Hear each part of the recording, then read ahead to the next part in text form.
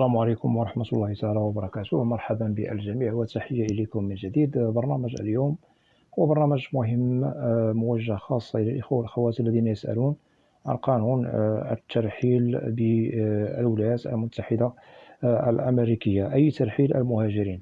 إذا هناك نقاط مهمة سوف نتطرق لها في البرنامج، ولا بأس إن استفدتم من البرنامج أن تقوموا بمشاركته مع الأصدقاء والأحبة، هذا كله لكي تعم الفائدة. ولا تنسوا أن تشتركوا في القناة. إذا إلى كل من يسألون عن الترحيل بالولايات المتحدة الأمريكية، أؤكد بأنه سبق لي أنني وضحت نقاط مهمة عن هذا التساؤل المطروح من طرفكم، ولكن لا بأس سأعيد الإجابة بالمختصر المفيد على هذا التساؤل المهم. بالنسبة للترحيل، هو قانون أكيد موضوع من طرف قانون الهجرة الأمريكي، يشمل المهاجرين الذين هم خارقو لقانون هجرة بأمريكا، ونؤكد على المهاجرين الغير الشرعيون، وكذلك المهاجرين الذين نحسبهم كمهاجرون قانونيون، ولكن المشكل هو أنهم وقعوا في المحظور، أي أنهم خرقوا قانون الإقامة الدائمة بأمريكا. ممكن أنهم فعلوا أشياء غير مقبولة لدى قانون الهجرة الأمريكي، مما استدعى من السلطات الأمريكية أنها تقوم بترحيل المهاجر رغم أنه مهاجر قانوني. بالنسبة للمهاجرون الغير الشرعيون، هؤلاء مشمولون أكثر وأكثر بترحيلهم في أي وقت من الأوقات في حالة أنهم وقعوا في يد السلطات الأمريكية.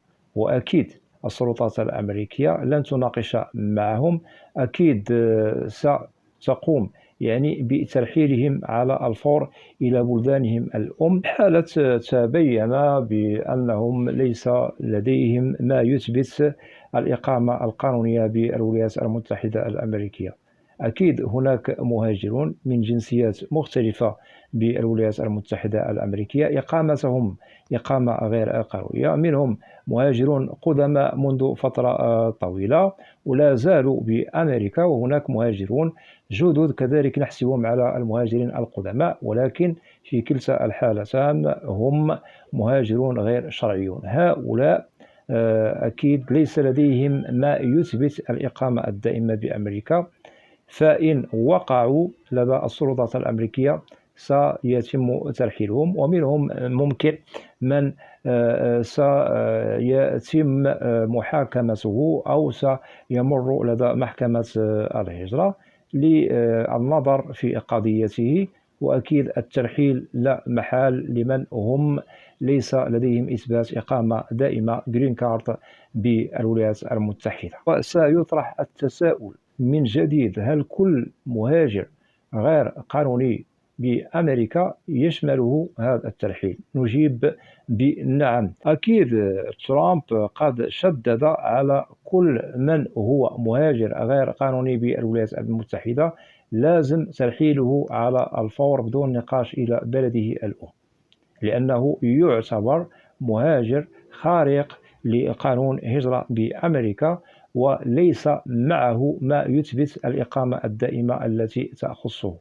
هذا للتأكيد. رغم أننا سنجد مهاجر أو مهاجرة يشتغلون مثلا لدى صاحب عمل، فهذا لا يبرر إقامتهم بأمريكا، لأنه القانون الذي يثبت بأنهم مقيمون إقامة دائمة هو حصولهم على الجرين كارد، والتي تعنى بالإقامة الدائمة بأمريكا. بدون هذا البطاقة الخضراء أو الجرين كارد التي تعنى بالإقامة الدائمة، فهنا العمل أو شهادة عمل لا تثبت إقامتهم، وأكيد هم يحسبون مهاجرون غير قانونيون بالولايات المتحدة، وهم غير مرغوب بإقامتهم بأمريكا. وأكيد السلطات الأمريكية تشتغل بنظام صارم للترحيل على الفور.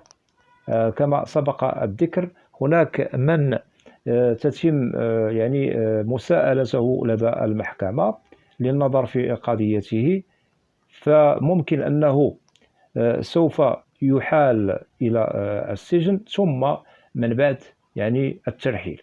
وهناك من يحاكم في المحكمة ويتم النظر في قضيته، يتم ترحيله على الفور. وهناك من لا يتم محاكمته في المحكمة، فقط السلطات الأمريكية تنظر إلى إقامته أو إقامته الغير القانونية بالولايات المتحدة.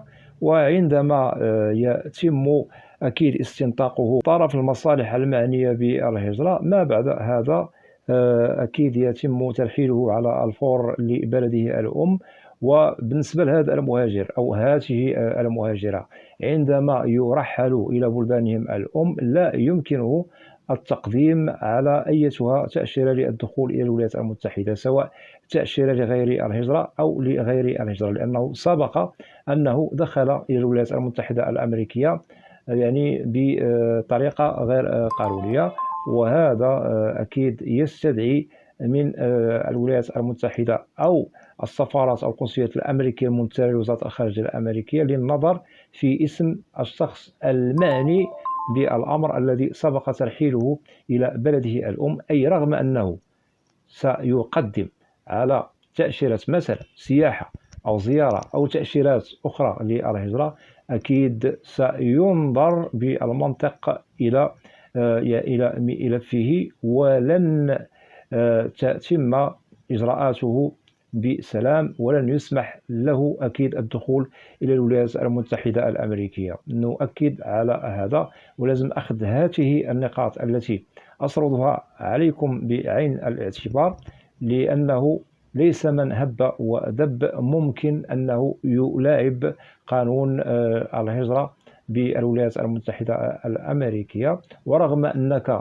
سترحل إلى بلدك الأم، فاعلم أنه رغم أنك ستقدم بوثائق فرضا مزورة، فالاسم لا يمكن أن تزوره، واسمك أكيد هو مدون لدى إدارة الهجرة بالولايات المتحدة ولدى السلطات الأمريكية. وعندما تقدم على أيها تأشيرة، فهذه التأشيرة تعتبر ملغاة من البداية، لأن اسمك معروف وسبق أن تم ترحيلك إلى بلدك الأم سابقا من طرف السلطات الأمريكية إلى بلدك الأم، لأنه هذا يعتبر خرق لقانون الهجرة بالولايات المتحدة الأمريكية. إذن قانون الترحيل بالولايات المتحدة الأمريكية هو صارم وهو ساري المفعول غير متوقف.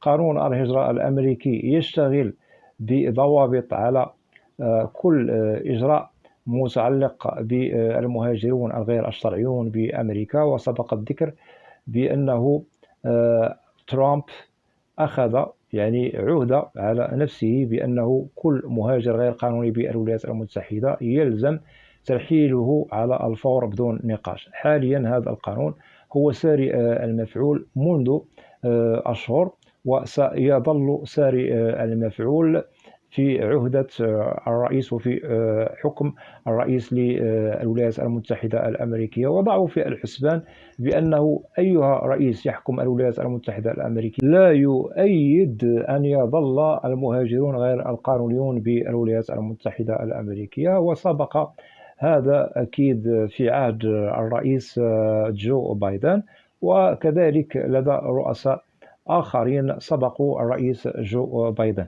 إذن نؤكد بالنسبة للإخوة والأخوات الذين هم ربما يخططون للهجرة إلى أمريكا بطرق غير قانونية، فاعلموا بأنكم ستقعوا في المحظور.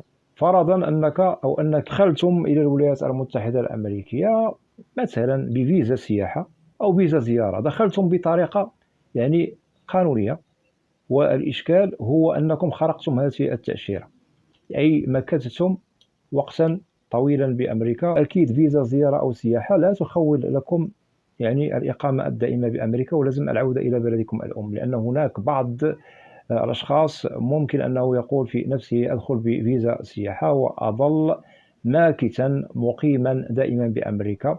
هذا أكيد سيشكل عليك مشكل عندما ستقع في يد السلطات الأمريكية وسيتم ترحيلك إلى بلدك الأم، لأنك تعتبر مهاجر غير قانوني بالولايات المتحدة ويتم ترحيلك. أما بالنسبة للذين ممكن أن يدخلوا عن طريق الحدود المكسيكية الأمريكية، فهنا نؤكد كذلك أنتم يشملكم مشكل الترحيل. لهذا ننصح الإخوة والأخوات الولايات المتحدة الأمريكية لا تلعب مع المهاجرين الغير الشرعيون أو الغير القانونيون. أكيد المهاجر القانوني يظل محترما لدى السلطات الأمريكية، أما بالنسبة للمهاجر الغير القانوني أكيد لن يتسامحوا معه، وأكيد هنا ضروري ومؤكد يتم ترحيله. وهناك بعض المهاجرين قد يتم سجنهم لفترة لأشهر بالولايات المتحدة، ثم ما بعد السجن أكيد يرحلوا إلى بلدانهم الأم. وننصح بعدم أكيد المغامرة في أشياء لا تحمد عقباها مستقبلا. ممكن أن تدخلوا إلى الولايات المتحدة بطريقة قانونية، مثلا فيزا سياحة، أدخل بها وأعود إلى بلدي الأم، هذا أكيد مسموح به. أما في حالة أنكم لديكم نوايا أخرى بشكل آخر، فاعلموا بأنه حاليا هناك تشديد وترحيل لكل من هم يعتبروا مهاجرون غير شرعيون بالولايات المتحدة، وهذا التشديد هو ساري المفعول ويشتغل عليه بنظام من طرف سلطات الهجرة بالولايات المتحدة الأمريكية. فما بالكم بالذين هم مهاجرون قانونيون؟ هناك بعض المهاجرون القانونيون رغم أنهم لديهم جرين كارد، ومنهم من لديهم الجرين كارد مع الجنسية الأمريكية، ولكن يخرقون قانون هجرة داخل الولايات المتحدة. وهناك خروقات يعني مختلفة سبق لي أن وضحتها عبر القناة، ممكن لكم العودة إليها. وعنوان يعني البرنامج والمتعلق بالترحيل الذي يشمل أصحاب الجرين كارد مع الجنسية الأمريكية أو الذين فقط لديهم الجرين كارد. الخروقات هي مختلفة وهي غير مقبولة. في حالة أنه هذا المهاجر القانوني صاحب الجرين كارد أو الجرين كارد مع الجنسية الأمريكية خرق يعني قانون هجرة بأمريكا، أكيد كذلك يشمله الترحيل من طرف السلطات الأمريكية. لهذا أدعوكم للعودة إلى هذا البرنامج، وسوف تستفيدوا أكثر وأكثر، لأن البرنامج أكيد هو موجه للمهاجرين الغير الشرعيون الذين يسألون عن قانون الترحيل الذي يشملهم. أكيد أتمنى أن تكون جميع النقاط التي وضحتها لكم واضحة. وفي حالة لديكم أسئلة تتعلق ببرنامج اليوم أو أي برنامج في القناة، فممكن أن تضعوا تعاليق عبر القناة كأسئلة، وستجدوا الإجابة عبر البرنامج المعروف في القناة، برنامج أسئلة وأجوبة، لأنني لا أستثني منكم أحدا. وأتمنى أن الإخوة والأخوات الذين لا زالوا لم يشتركوا في القناة أدعوكم للاشتراك في القناة وتفعيل زر الجرس ليصل إليكم كل جديد. ولا تنسوا أن تدعمونا دائما باللايك لكي ينتشر الفيديو على نطاق واسع ولكي تعم المعلومة. وأود أن أشكر جزيل الشكر كل الإخوة والأخوات الذين يقومون بوضع تعاليق محترمة. مرحبا بكم جميعا بأسمائكم، وإلى لقاء قريب بإذن الله، والسلام عليكم ورحمة الله تعالى وبركاته.